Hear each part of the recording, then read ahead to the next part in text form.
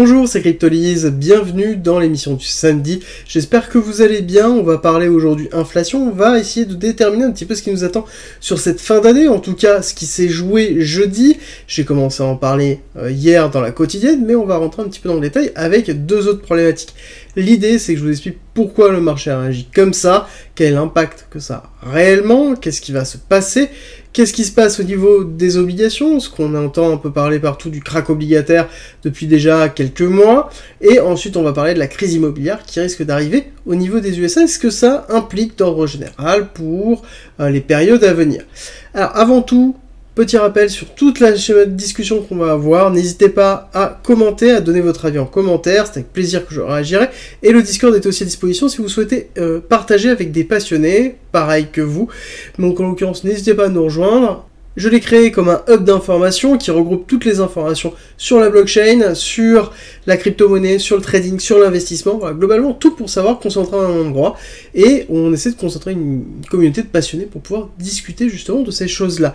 À côté, on a fait aussi une partie premium très importante parce qu'elle a beaucoup d'avantages, elle a plein de contenu, plus de 100 vidéos, 300 pages de guides et de formation, il y en a toutes les semaines qui continuent à sortir, on a des stratégies de trading, des stratégies d'investissement, on a des lives, je fais des briefs quotidiens sur le marché de façon à vous donner les informations nécessaires pour pouvoir réagir en conséquence.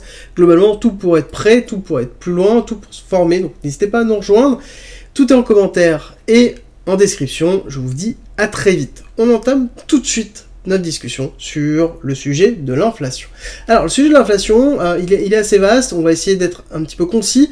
On a eu en tout cas une nouvelle qui n'était pas si mauvaise que ça, somme toute, sur l'inflation, mais qui était en deçà, en tout cas, des perspectives de ce que le marché attendait, mais c'est pas tant l'inflation classique qui pose problème, c'est vraiment ce qu'on appelle le core inflation rate, qui est en fait une concentration réellement en retirant tous les éléments volatiles de ce qui est la représentation d'une vie classique. Voilà. Et là, on est par contre dans quelque chose qui est pas bon, on n'est pas du tout dans une descente. Je vous avais expliqué que ce que l'on souhaitait voir, c'était une continuité baissière. Ce qu'on voulait, c'est amorcer une baisse.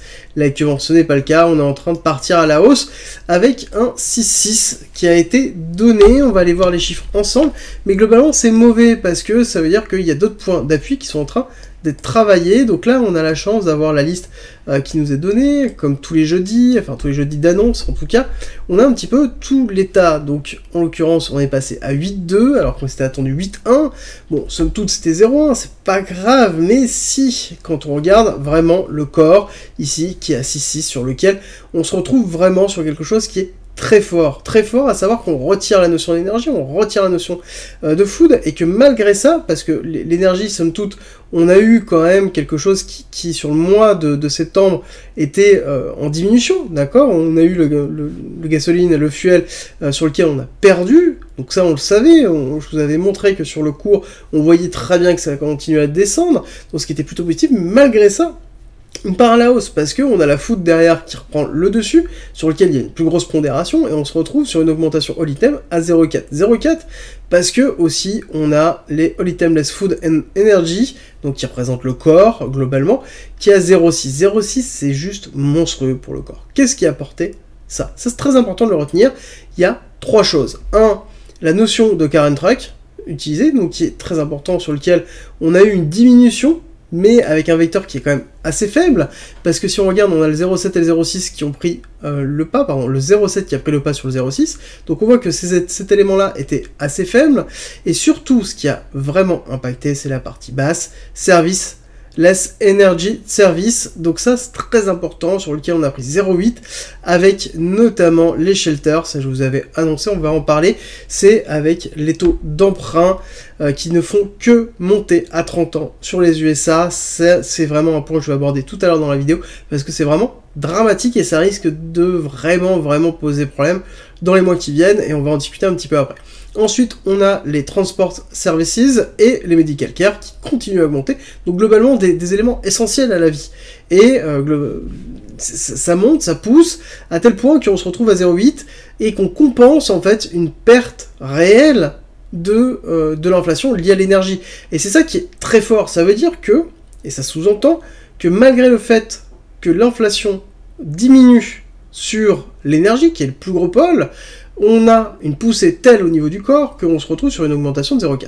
Alors certes, il y a la food qui prend quand même une grosse partie, on est d'accord, mais somme toute, on se retrouve quand même sur quelque chose qui est assez agressif, malgré la continuité de la baisse qui aurait dû être marquée quand même très forte, et ce qui était un petit peu attendu, mais bon, on dit attendu d'avoir une forme de marqué de baisse, oui, mais on savait déjà que le shelter allait poser lourd. Quand on regarde justement le taux d'emprunt, qu'on va aller regarder tout de suite, on voit que le taux d'emprunt a fait que monter sur le mois. Là, je suis en journée, ce qui n'a aucun sens quand on regarde un petit peu, parce que c'est à la semaine qu'on a les infos, mais globalement, quand on regarde le mois de juillet, ok, on était dans les alentours de 5%, le mois d'août, on avait monté un petit peu, on était dans les 5,5, et ensuite, le mois de septembre, on a craqué, on était à 6,7. Donc même si on a descendu un petit peu, on est en cours de descente sur le mois d'octobre, c'est pas terminé, même si on a un petit retracement correct, on peut continuer à pousser. Hein. Donc là, on a eu quand même une énorme augmentation au niveau des shelters, et ce qu'il faut comprendre vraiment, c'est que le marché US n'a pas de taux fixe d'emprunt comme nous, c'est des taux variables indexés, majoritairement sur l'inflation et d'autres vecteurs, mais on n'est pas sur un taux fixe. C'est-à-dire, imaginez que là, à l'heure actuelle, vous achetez votre maison, que votre taux n'est pas fixe, comme il existe d'autres taux qui sont indexés à l'inflation par exemple, vous allez avoir le pourcentage d'intérêt qui va augmenter au fur et à mesure que vous allez rembourser. C'est-à-dire que plus les années vont passer, plus les mois vont passer, même là à l'heure actuelle, plus le taux va monter et plus la part d'intérêt que vous allez payer va être conséquente par rapport au reste.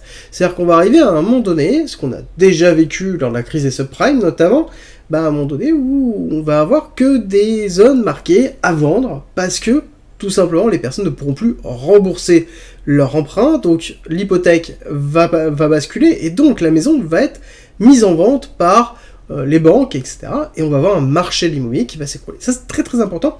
Et il faut retenir ça, c'est que ça c'est un élément clé déjà pour une diminution de l'inflation. Malheureusement, on en passe par là, il faut un marché de l'immobilier qui s'effondre, et ensuite on retrouve quelque chose sur lequel c'est quelque chose au niveau de l'économie américaine qui va être très très dur à vivre. Parce que, à côté, au niveau de l'immobilier et au niveau des prêts, ça va avoir un impact réel sur la liquidité des banques. Ça, il faut en avoir idée, il faut le savoir. Après, normalement, vu ce qui s'est passé au niveau de la subprime, enfin des subprimes, on sait que on va avoir... normalement, les banques sont censées être préparées à une nouvelle crise de ce style-là immobilière, donc normalement, on ne devrait pas avoir de liquidation à la suite. Même si c'était le cas, je pense que ça n'aurait pas le même impact qu'en 2000, suite à la crise, en 2008, suite à la crise des subprimes, parce que justement, cette crise des subprimes a pris justement le monde par surprise. Là, ce n'est pas le cas. Du jour au lendemain, on a eu l'information que Lehman Brothers fermé, ça a été catastrophique. Là actuellement on est préparé, on connaît. Ce qui est compliqué en fait pour un marché, c'est de pricer ce que l'on ne connaît pas. Voilà.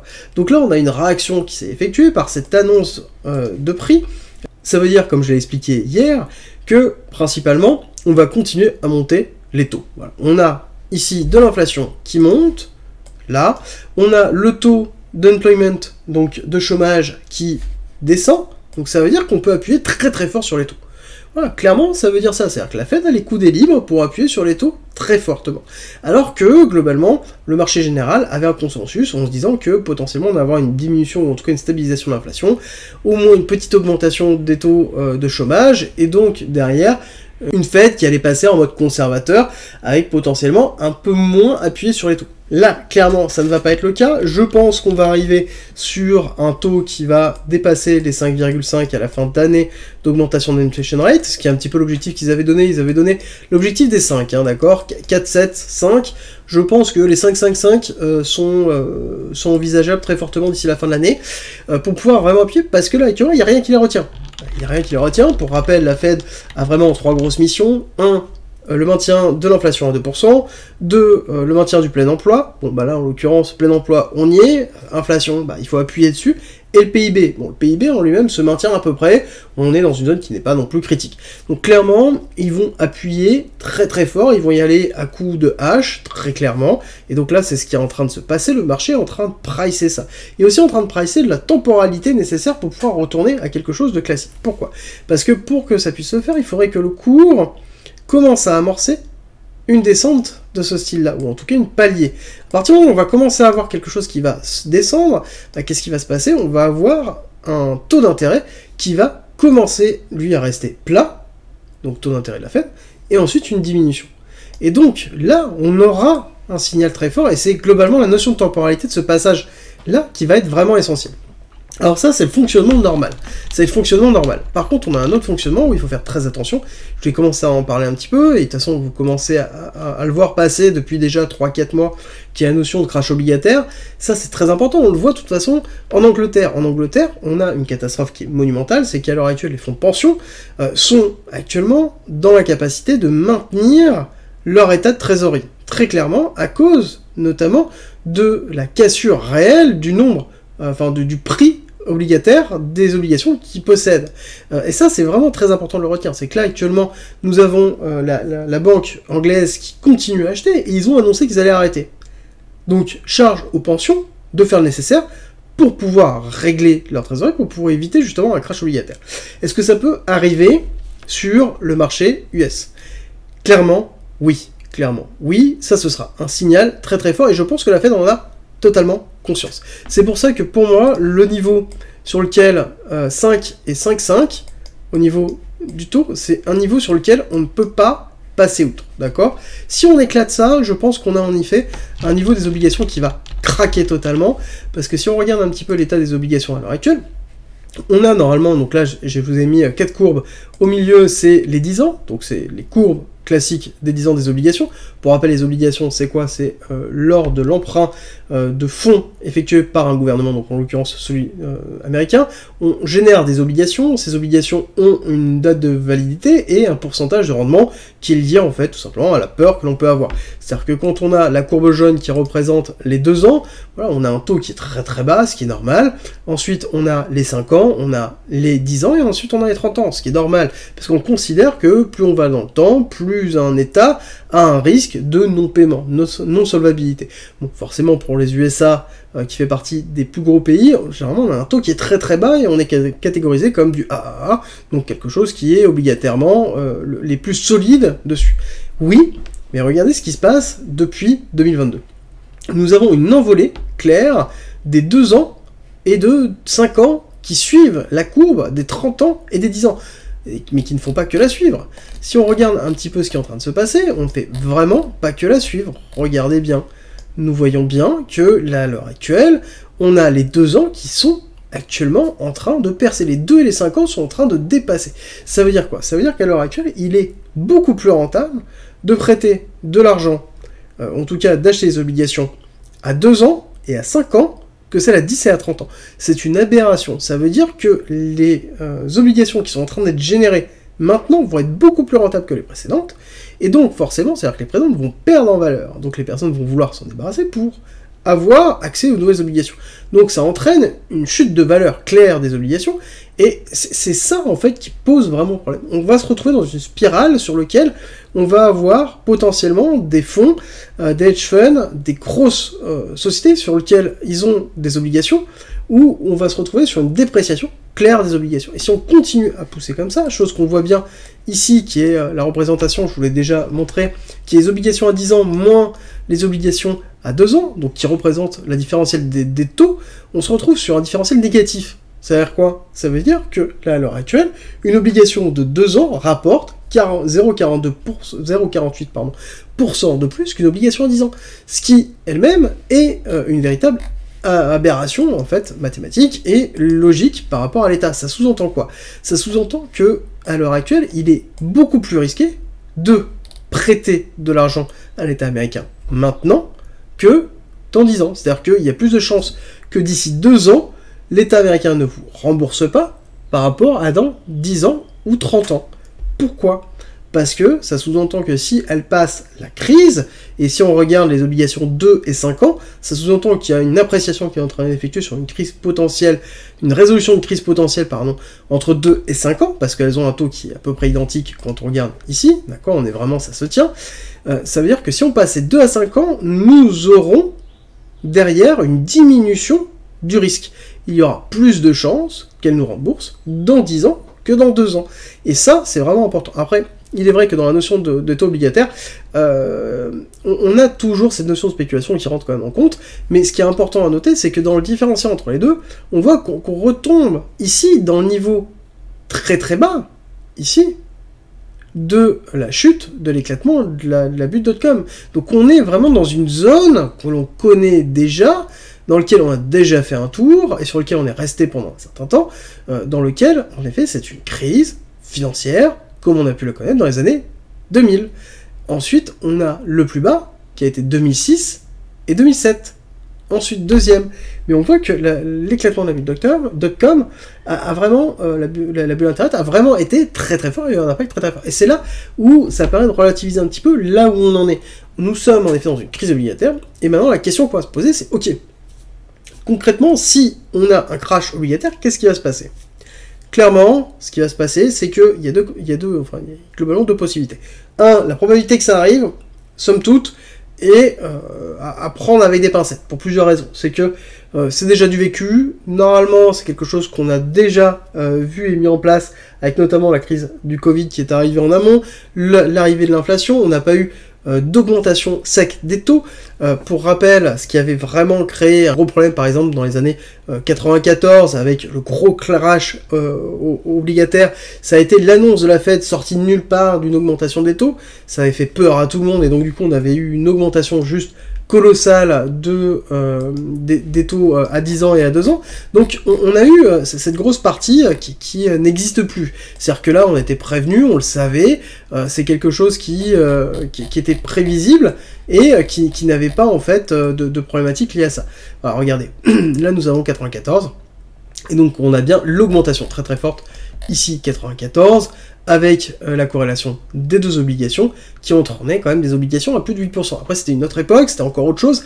Les taux de 8%, je pense qu'on n'y arrivera pas. On n'y arrivera pas. 8%, ça ferait vraiment, vraiment très cher. Et à l'heure actuelle, je pense que le marché en lui-même serait totalement incapable d'absorber un taux obligataire supérieur, je pense, à 5,5, 6, sur lequel on aurait vraiment beaucoup de mal, qui représenterait 2007 dessus. Après, je peux me tromper largement, mais pour moi, si jamais ça continue à pousser très vite, on aura un gros haut là qui sera fait, et le gros haut là viendra notamment de la Fed, avec les taux directeurs sur lequel on aura certainement un gros cassage qui se fera, et ce gros cassage entraînera notamment une baisse du mortgage, une baisse de pas mal d'autres acteurs, en tout cas d'autres chiffres inflationnistes, sur lequel on aura une diminution de l'inflation qui se fera drastiquement par, déjà de base, non pas vous allez me dire oui, mais s'ils lancent la planche à billets, donc on va forcément repartir dans une inflation, ce qui est vrai et faux.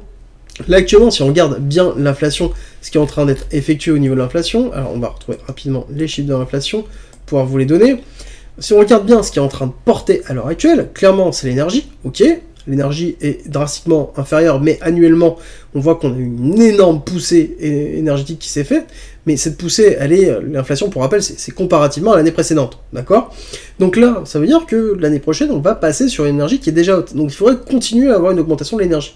Bon, somme toute, j'aurais des doutes. Ensuite, on a le domaine de la food, sur lequel, en effet, la crise géopolitique entraîne des grosses problématiques, et on avait déjà avant des problématiques de gestion de nourriture, mais ça restera, et je pense qu'on aura toujours une inflation de ce côté-là. Et ensuite, si jamais on a une baisse des taux, on a un allumage réel derrière, un point pivot de la Fed, sur lequel on allume la planche à billets. Qu'est-ce qui va se passer? Derrière, le shelter va diminuer drastiquement, les transports de services, les medical care vont diminuer drastiquement, et actuellement, c'est ce qui est en train de pousser l'inflation vers le haut. Donc ça veut dire que, comparativement, on aura quelque chose qui sera égal en termes d'énergie, je pense qu'on va pas beaucoup pousser plus que ce que l'on a actuellement, donc on va rester sur peut-être une petite augmentation, on va retourner sur un niveau de baril qui va monter encore, qui va retourner dans les 100, mais somme toute, on va rester dans un cycle qui est à peu près cohérent à ce qu'on a connu l'année précédente. Donc, étant donné que c'est comparatif à l'année précédente, on va avoir une inflation qui va se stabiliser, et sur lequel, si jamais on a une planche à billets qui se remet en place, bon, l'inflation en elle-même, on va avoir les shelters qui vont diminuer, et qui vont se résorber. La problématique de l'inflation générale, parce que je ne parle pas de l'inflation qui est calculée, on sait tous, maintenant, si vous avez un certain niveau de connaissance par rapport à ça, que les inflation rates, alors que ce soit core ou non core, qui sont divulguées, ce sont des méthodes de calcul qui sont liées non pas à une représentation, mais plus à une modélisation générique. Ok. On prend cette information-là. Maintenant, on la corrèle avec autre chose. Qu'est-ce que réellement l'inflation? L'inflation, c'est l'offre versus la demande. Là, la problématique que l'on a, c'est pas tant l'injection monétaire, c'est plus réellement la gestion de la corrélation entre l'offre et la demande. Ce n'est pas parce qu'on réinjecte de la monnaie que derrière, on va se retrouver sur une inflation qui va monter.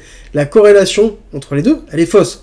En effet, ça a un impact, je ne dis pas l'inverse, je dis juste que derrière, il y a d'autres vecteurs qui sont à prendre en compte. Et est-ce que le fait d'avoir une industrie qui pourrait repartir à la hausse, à travers des injections, à travers une macroéconomie qui va, en tout cas, s'apaiser, pourrait pas redynamiser ça? Voilà. C'est globalement l'idée qu'on a. Je pense que l'année 2023 ne va pas être si mauvaise que ça, parce que, dans tous les cas, l'année 2022 a été très mauvaise.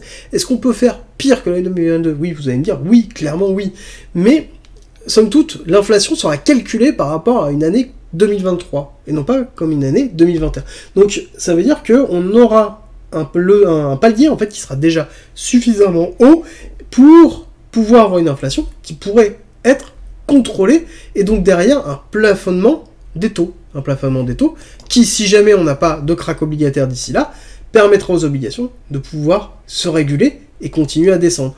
Pour moi, le meilleur scénario qui puisse exister, c'est de ne pas avoir la crise obligataire, mais être à la limite de la crise obligataire pour forcer un assainissement des pensions, être logique et forcé, ensuite attendre patiemment 2023, de façon à ce qu'on ait une régulation classique par rapport au calcul classique de l'inflation, et derrière, on va avoir en fait un plafond qui va se faire au niveau de l'inflation rate, et donc derrière, un plafond aussi au niveau de la Fed, pour ensuite entamer le pivot, et donc courant d'année 2023, avoir une diminution des taux, qui serait donc bénéfique avec un énorme rebond qui pourrait avoir lieu. On n'oublie pas autre chose, c'est que, attention, ce que je vous donne, c'est purement ma vision, et deuxièmement, le marché en lui-même price déjà tout ça.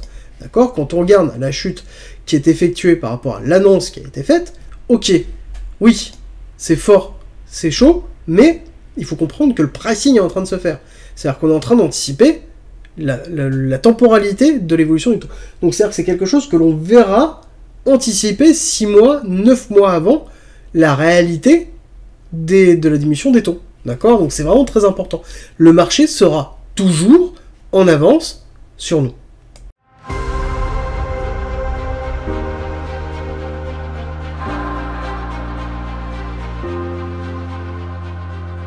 Si tu aimes mon contenu, n'hésite pas, partage, like, ça m'aide énormément, et rejoins-nous sur Discord.